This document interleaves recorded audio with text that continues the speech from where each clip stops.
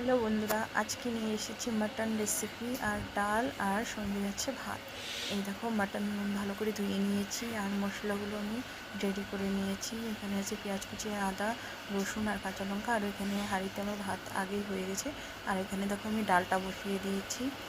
আর pressure কুকারে মাটনটা নিয়ে নিলাম। মাটন দিয়ে হলুদ, নুন দিয়ে দিচ্ছি আর 1 গ্লাস জল দিয়ে দিলাম। তারপরে আমি মাটনটাকে তারপরে আমি মাটনটাকে গ্যাসে বসিয়ে দিলাম। এইদিকে আমার ডালটাও ফোড়ন দেওয়া হয়ে গেছে পেঁয়াজ কুচি দিয়ে।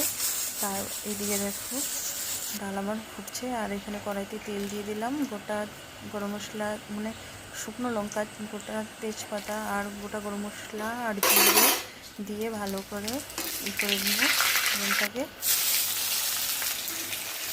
এরপর পেঁয়াজ কুচি দিয়ে দিলাম। পেঁয়াজ কুচিগুলো দিয়ে আর এদিকে দেখো আমার মাটনটা হয়ে গেছে। আর এই দেখো শুধু হলুদ আর লবণ দিয়েছিলাম প্রেসার কুকারে, আর কতটা তেল উঠেছে।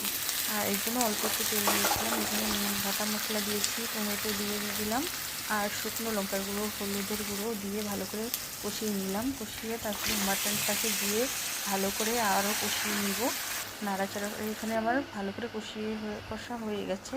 তারপরে ঝোল দিয়ে দিলাম।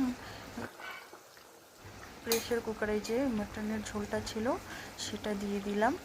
এই দেখো, আর একটু গরম জল দিয়ে দিয়েছিলাম। আর আমার মাটনটা কীরকম হচ্ছে অবশ্যই জানাবে কমেন্টে। আর সবাই আমার চ্যানেলটাকে সাবস্ক্রাইব আর লাইক, শেয়ার, কমেন্ট অবশ্যই করবে। এই দেখো ফাইনাল মাটনের লুকটা দেখো কীরকম হলো। টাটা।